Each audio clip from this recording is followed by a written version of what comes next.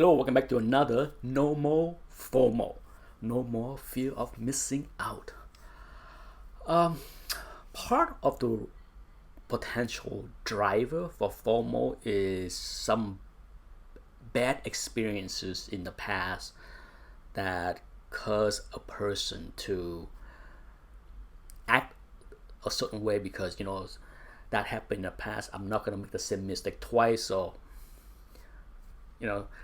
I'm sure you heard collectors in this hobby saying, I missed out on buying this book, so I'm not gonna make the same mistake again. I'm gonna buy this because of that, something like that, right? I'm sure everyone in this hobby that has been around long enough have heard something like that or have acted based on that kind of past experience. And for me, there is two ways to look at a negative past experience and how one way will lead you to potential FOMO and another way that has little impact with FOMO. Okay, so let's see if my psychology talk make any sense. Okay, so for those that follow my channel, I'm sure you have heard or watched a video that have me talk about getting scammed on eBay. Back in 2003, I tried to buy my very first X-Men one, and I received an empty box. Okay, that's a quick summary. I got scammed. Somebody sent me an empty box, and nobody believed me. From UPS to eBay to PayPal, no one believed me. I lost. I was out a few $1,000s. Now, if someone used that, if I use that as a negative past experience, which it is a negative past experience. But if I look at that and say to myself, I got robbed, I got scammed on eBay, so no more. I will never touch eBay again. You know what would be the result today if I thought that way? I would probably miss out on making, I can't even quantify how much money I have profited from buying books for cheap on eBay and reselling them for 2, 3, 4, 5, 10 times more in the past 10 years. I'm certain I have recouped the money that I lost with that book and made multiple.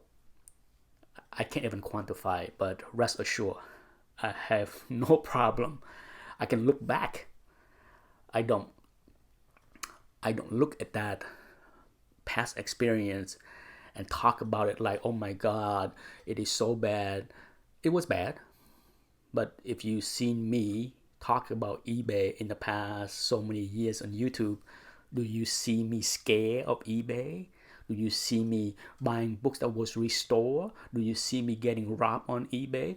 Yes, I have had some bad deals on eBay, but every single one of the situation I was able to resolve it.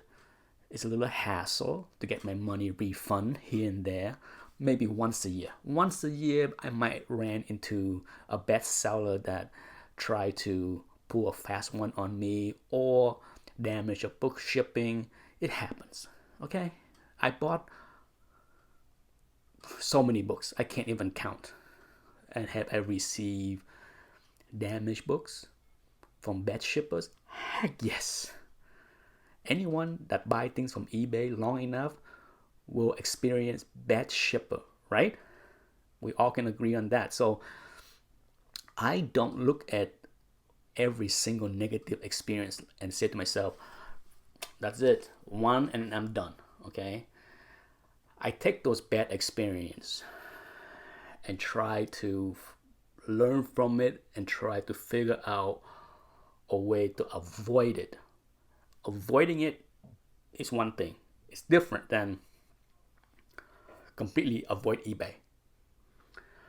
A big part of my mental mindset that I think is very helpful for me is that bad experiences doesn't latch onto my psyche and act as some kind of voice reminder.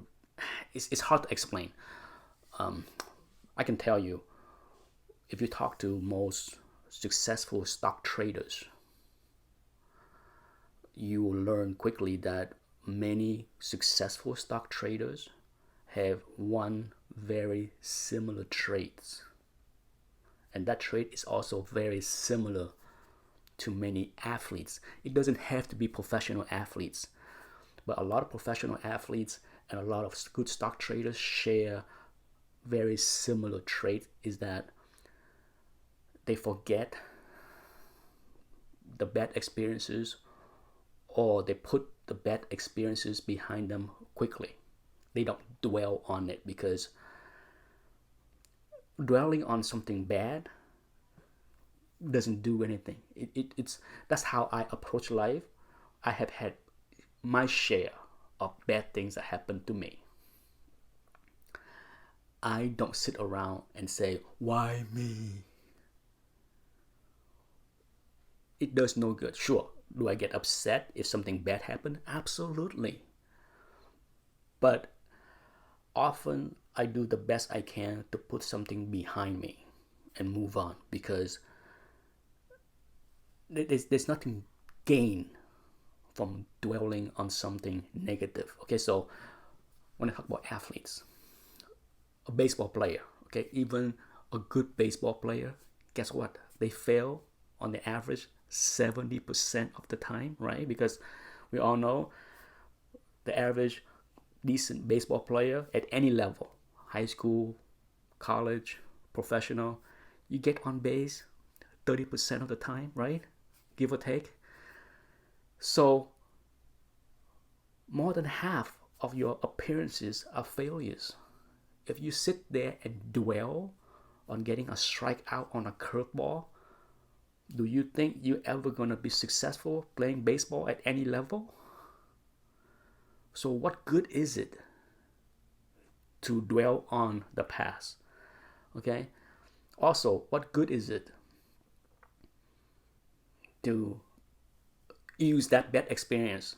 Oh, I strike out against with a curveball, so next time I see a curveball, I'm just gonna not swing. Is that going to be the solution?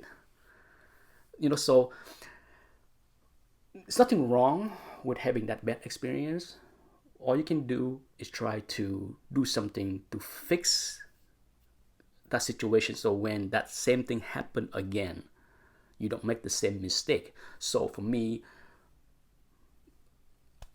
as a trader, a stock trader, if I make a mistake buying a stock, I don't enjoy losing money. Who does? But I use that experience and learn quickly how or why did I make that mistake. And you know what? Usually, what's the common theme of many of my mistakes with stock trading? Emotion. I let my emotion enter, creeps into my action. Okay, and when successful trading for me is a lot of discipline. I have to operate within a frame that I know minimize my mistakes and maximize my gain. Okay, so I don't want to go too deep into stock trading, but if you talk to any stock traders, they will tell you that it's one of the key mantra for stock trader, is that you gotta minimize your mistakes and maximize your gain. And even after all these years of tradings, I do make mistakes here and there, and that's okay. I'm human. I know. Sometimes I do stupid things. Yes, it happens. So for those people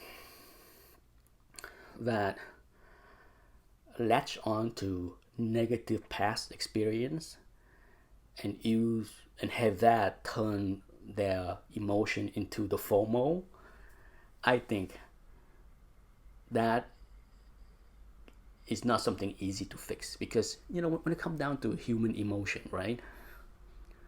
I said this many times before. We are who we are, right?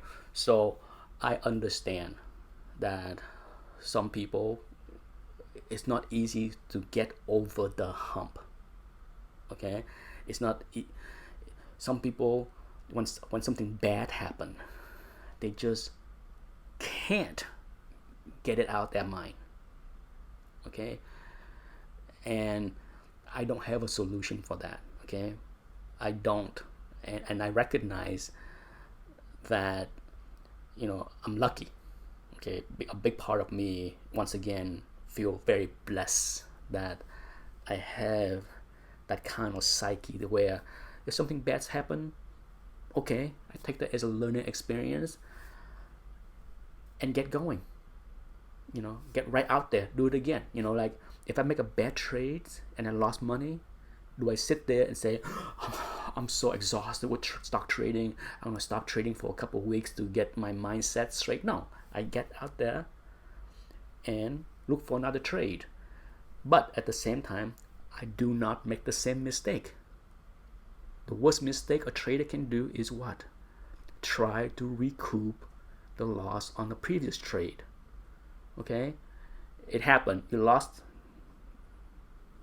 Focus on this trade and not trying to recoup the money you lost. Okay? Just take one trade at a time.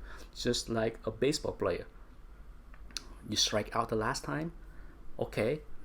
Next at bat, focus on getting a hit. It doesn't matter.